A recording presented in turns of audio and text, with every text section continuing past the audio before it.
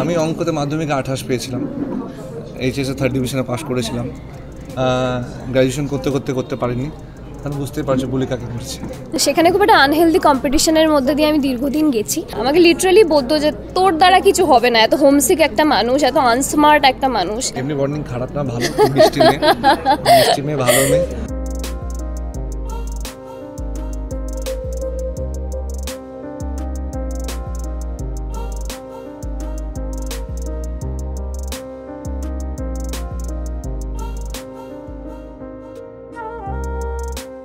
ওর সাথে আমার এক্সপিরিয়েন্সটা বোধহয় সব থেকে বেশি। ও এত মিষ্টি একটা বাচ্চা, মানে আমি খুব পছন্দ করি বাচ্চা কাচ্চা, আর শুটিং ফ্রেন্ডলি বাচ্চা হওয়াটা খুব দরকার। তো he is the main hero, আমি বলবো, মানে হি ইজ আ হিরো। মানে আমি জানি না ওর সাথে কখনো পরিচয়ের সুযোগ হবে কিনা, বা শুটিংয়ের সময়ও অনেকটা বড় হয়ে যাবে, আমাদের এজ ক্রাইটেরিয়ায় ম্যাচ হবে কিনা জানি না, but he is very sweet. এই যে মেন হিরো বলে দিল না, কিছু আপত্তি নেই, হিরোইন যখন বলেছে তার মানে ঠিকই বলেছে। আর কি, মেনই হিরো। আমিও দেখেছি শুট করতে কোনো রকম প্রবলেম করে না, শান্তশিষ্ট। আমি অতটা বাচ্চা পছন্দ করি বা করি না, আই ডোন্ট নো, আমি নিজেও জানি না বাচ্চা পছন্দ করি না, কিন্তু দেখেছি ডিস্টার্ব করেনি, তাই জন্য ভালো। কি বলবো না। আচ্ছা, বুলি কাকে হতে হয়েছে ছোটবেলায়, মানে সেভাবে হতে হয়েছে কি? একটু আমার তো হয়েছে। তোমার হয়েছে? আমি অঙ্কতে মাধ্যমিকে 28 পেয়েছিলাম, এইচএসে 3rd ডিভিশনে পাস করেছিলাম। গ্র্যাজুয়েশন করতে পারিনি, তাহলে বুঝতেই পারছো বুলি কাকে করছে। আমি ভাবিনি কখনো এই গল্পটা বলার সুযোগ হবে, বাট আমি চেষ্টা করবো ছোট করে বলার। আমি I belong to a village, সেখান থেকে আমার জন্ম, সেখানেই বড় হওয়া, এবং তারপরে কাজের সূত্রে কলকাতায় আসা শুরু হওয়া, এবং সেখানে খুব একটা আনহেলদি কম্পিটিশনের মধ্যে দিয়ে আমি দীর্ঘদিন গেছি। আমি এই ব্যাপারটা খুব একটা বলতে পছন্দ করি না, কারণ আমি মনে করি সবার লাইফে আলাদা আলাদা রকম স্ট্রাগল আছে। বাট আমার ক্যামেরার সামনে অ্যাজ আ ব্যাকআপ ডান্সার আমার প্রথম কাজ শুরু, তো আমার তখন 10 বছর বয়স ছিল, এবং I use to be very homesick. আমার একটু অসুবিধা হতো, ভয় পেতাম আমি। শহরের মানুষজন, পিপল আর সো কনফিডেন্ট, সবাই অনেক স্মার্ট, আমি ছিলাম না এরকম। এখন কাজ করতে করতে বোধহয় এত ফ্র্যাঙ্কলি সবার সাথে কথা বলতে পারি। তো সেই সময় আমাকে একজন বলেছিল যে, মানে এক্স্যাক্টলি আমি জানি না মেগা সিরিয়াল লাগবে শুনলে, বাট দেওয়ার, আমি নাম বলবো না, বুঝতে পেরে যাবে। সো আমি থাকতাম এক জায়গায়, আমাদের রিহার্সালস হতো, আমি একটা রিয়েলিটি শোতে ছিলাম। তো আমাকে লিটারালি বলতো যে তোর দ্বারা কিছু হবে না, এত হোমসিক একটা মানুষ, এত আনস্মার্ট একটা মানুষ। আই ওয়াজ জাস্ট 10, মানে 10 বছর বয়সে আমি নিজের জামাটাও ধুতে পারি না তখন। তো দে সেড যে ভাই দেখ, নেক্সট ইয়ার আমাকে দেখবি স্পটলাইটের নিচে দাঁড়িয়ে, ইউ ওয়ন্ট গেট এনিওয়্যার। আমি খুব মন খারাপ করতাম, কাঁদতাম, বাট আজকে সেই মানুষগুলোই আমার এই কাজ দেখে তারা মেসেজ করছে যে so proud of you and everything. তো আমি গল্পের সাথে বোধহয় অনেক ক্ষেত্রেই কানেক্ট করতে পারি, এবং খুব সাধারণ একটা গল্প। তো আমার আজকে এই ভিডিওগুলো দেখতে দেখতে আমার মায়ের কথা খুব মনে পড়ে যাচ্ছিলো। মানে this is the story of my mother, এবং আমি জানি ইমোশনাল হওয়াটা উচিত না, কিন্তু আমার মনে হয় কোথাও না কোথাও সবাই কোনোভাবে কানেক্টেড, সেই জন্য বোধহয় ক্যারেক্টারটার সাথে খুব তাড়াতাড়ি জুড়ে যাচ্ছে। আমাদের বেশিরভাগ আলাদাই শ্যুট হয়েছে এখনো অবধি। তো আমরা প্রথম পরিচয় প্রচুর গল্প টল্প করে নিয়েছি, তো বন্ডিংটা মানে দেখা যাক কেমন হয়। এমনি বন্ডিং খারাপ না, ভালো, মিষ্টি মেয়ে ভালো মেয়ে।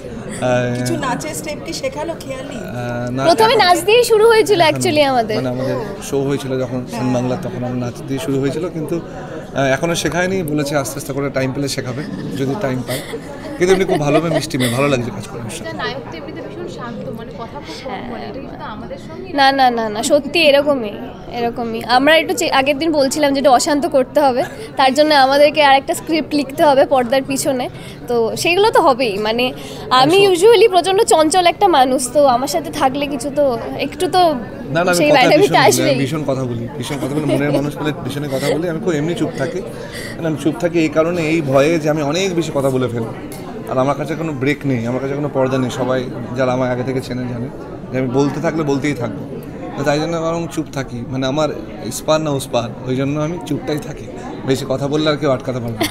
পর্দায় আমি প্রথম একবার হয়ে গেছি আমি একবার হয়েছি। তো না তোমার কাছে- আমি মানে হ্যাঁ মানে এইভাবে গল্পের শুরু থেকে মা হওয়ার জন্যই গল্প, পরে হয়তো সিরিয়ালের ক্ষেত্রে শেষের দিকে হয়েছে। তো এটা নিয়ে আমি একটু নার্ভাসই আছি, কারণ একটা মায়ের ফিলিংস কেমন হয় যে মা নয় তার পক্ষে বোঝাটা খুবই অসুবিধা। বাট আমার একটা খুব জেনারেলাইজড অ্যাফেকশন আছে যে কোনো বাচ্চার প্রতি, তো আমি সেটাকেই চেষ্টা করছি সেটাকে ইউটিলাইজ করতে। এবং মানে আরও যদি শান্ত বাচ্চা হয় তো মানে সে আমার কোলেই থাকে, ও যেমন শুটিংয়ে আসলে আমি কোলে রাখি ওকে। তো আমি একটু নার্ভাস আছি, এক্সাইটেড আছি, এবং কিছু কিছু মায়েদের সাথে কথা বলছি যে কেমন লাগে কি হয় বোঝার চেষ্টা করতে পারি এই অবধি, বাট ওই ফিলিংসটা তো একেবারে আলাদা। দর্শকদেরকে বলবো যে 24শে ফেব্রুয়ারি থেকে সন্ধ্যে 7টায় সান বাংলাতে এই সিরিয়ালটা আসছে, আপনারা সবাই দেখুন। আমি ইন জেনারেলি সবসময় আমি সব ইন্টারভিউতে বলি যে আমি কাউকে জোর করে দেখতে বলি না, এন্টারটেন জোর করে হয় না।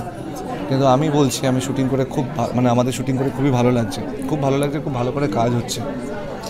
আমাদের যে ডিরেক্টর বিধানদা খুব খেটে কষ্ট করে খেয়ে না খেয়ে শ্যুট করছে, আমরাও তার সাথে সাপোর্ট করছি। তো প্লিজ একবার সবাই দেখুন, ভালো লাগবে। এবং এই গল্পটা আমার মনে হয় খুব একটা রেসপন্সিবিলিটি নিতে হচ্ছে এই গল্পটার, এত সেনসিটিভ একটা ইস্যু। তো আমরা কিন্তু একেবারেই বলতে পারবো না যে গায়ে হাওয়া লাগিয়ে শ্যুট হচ্ছে, আমরা প্রচণ্ড খাটছে সবাই, মানে বেশিরভাগ দিনই আমরা দেখতে পাচ্ছি সেটা খেয়াল। হ্যাঁ, তো বেশিরভাগ দিনই লাঞ্চ স্কিপ হয়ে যায় আমাদের। বিধানদার কথা তো বাদই দাও, মানে he is a power house of energy, মানে বিধানদার কোনো ক্লান্তি হয় না, এবং ওই মানুষটার জন্যই বোধহয় আমরা নিজেদেরকে পুশ করতে পারছি। এবং আমি এটাই বলবো আমাদের দুজনকেই লোকে আগেও বিভিন্ন জায়গায় বিভিন্ন চরিত্রে দেখেছে, এবং একটা নতুন জায়গায় নতুন এক্সপিরিয়েন্সের সাথে আমরা কাজ করছি, এবং বিশ্বাস করে এতে কোনো খামতি হবে না। Rather we are trying very hard to make this project very special, যাতে মানুষের কাছে অ্যাপিলিং হয়, এবং যাতে যে সিনটা করবো একটা সিন দেখলেও মানুষের ইন্টারেস্টটা জাগে যে okay fine, they are working hard. এটাই আমাদের পাওয়া। একটাই রিকোয়েস্ট, প্লিজ সবাই দেখো, এবং ভালো যদি লাগে না লাগে সবটাই আমাদের জানাও। We will work on ourself. প্রেমিকা, তার থেকেও বড় কথা হচ্ছে বোনের সঙ্গে আমার ছোটবেলা থেকেই ওই একটা ব্যাপার আছে যে ছোটবেলা থেকে ওরা তুচ্ছ তাচ্ছিল্য করি, যেটা সবাই করে। আমি ফ্যামিলির হয়ে আমিও ওকে সেটাই করি। আমি কখনোই বোনকে সাপোর্ট করি না, কারণ আমার বোনের কাছে কিন্তু সব থেকে দামি জিনিসটা আছে, যেটা হচ্ছে আমার বোনের মন পুতুলের কাছে আছে, সেটা মিতুলের কাছে নেই। কিন্তু মিতুল মনে করে যে ও ছোট থেকে গায়ের রংটা যেহেতু ওকে ভগবান দিয়ে দিয়েছে, ও মনে করে যে ও সুন্দরী, পড়াশোনায় যেহেতু ভালো সেই অহংকারটা ওর মধ্যে আছে। আর বাড়িতে মা ওকে এত ভালোবাসে, বোনকে দেখতেই পারে না, একমাত্র বাবাই পুতুলকে ভালোবাসছে।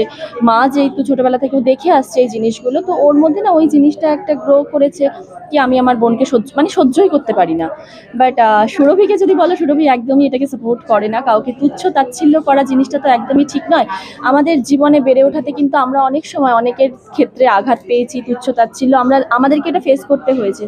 তো সেই সিচুয়েশনটা সুরভি ফিল করে, বাট মিতুল নয়। তো এখান থেকেই একদম একটা ডিফারেন্ট ক্যারেক্টার, সুরভির থেকে সম্পূর্ণ আলাদা। হ্যাঁ, একটা জিনিসে মিল আছে সুরভির সাথে মিতুলে, সেটা হচ্ছে সাজগোজ। আমি একটু সাজতে ভালোবাসি, আর একটু ন্যাকাপোনা ব্যাপারটা যে থাকে এটা আমার মধ্যেও আছে। তো এইখানে এই মিলটা আছে। বাট হ্যাঁ, বাকি যেগুলো জিনিস আমার বুঝতে কষ্ট হচ্ছে, যেহেতু এটা নেগেটিভ একদম প্রপার কোথাও কোথাও মিস করছি, সেটা আমাকে ডিরেক্টর প্রচণ্ড সাপোর্ট করছে। আমার একদম নতুন এই হাউস আমার জন্য, তো থ্যাংক ইউ জানাবো আমার হাউসকে, আর সান বাংলাকে তো always thank you so much যে আমার জন্য এই আমাকে ট্রাস্ট করেছে এই গল্পটার জন্য। Thank you so much. আর প্রচুর সাপোর্ট পাচ্ছি সোনাক্ষী দিক থেকে, অনির্বাণ যাচ্ছে সবসময়। আমাকে গ্রে শেডেই পাবে, এবং অ্যাট দ্য সেম টাইম আমি যেহেতু একটা পজিটিভ করছি অন্য একটা চরিত্র জানেই দর্শকরা, সেই জন্য এটা আমার জন্য খুব কন্ট্রাস্টিং, মানে একসাথে একটা পজিটিভ একটা নেগেটিভ করা খুব কন্ট্রাস্টিং। এবং ময়ূকের ভাই মৈনাকের চরিত্রটা আমি প্লে করছি। ময়ূক মানে আরফিনদার সাথে আমি আগেও কাজ করেছি, এবং প্রায় 2-2.5 বছরের একটা প্রজেক্ট আমরা করতাম একসাথে, এবং সেই জায়গা থেকে দাঁড়িয়ে মানে আমার খুব একটা কমফর্ট জোন থাকবে। হ্যাঁ হ্যাঁ, grey shade, full on negative বলবো না, বাট একটা গ্রে শেড আছে, একটা একটু ফাঙ্কি একটা মানে চট জলদি একটা ব্যাপার আছে চরিত্রটার মধ্যে।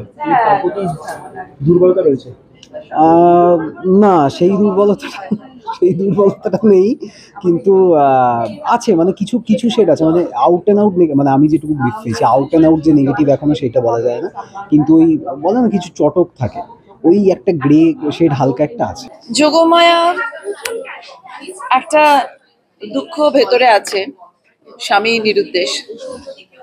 14 বছর হয়ে গেছে, কিন্তু বিশ্বাস করে যে স্বামী একদিন ফিরে আসবে, 40 বছর পরে হলেও তার কাছে ফিরে আসবে। এটা নিয়ে তাকে একটু আধটু আকারে ইঙ্গিতে যে কথা কেউ শোনায় না তা নয়, কিন্তু তার তার কিছু যায় আসে না। সেখান থেকে বোঝা যায় মানুষের বিশ্বাস কতটা স্ট্রং হতে পারে। আর ভদ্রমহিলার হাতে সমস্ত বাড়ির রাশ, ক্ষমতা, টাকা পয়সা, এবং তার থেকেও বড় কথা হচ্ছে যে আমাকে সবাই মাঠান বলে ডাকে।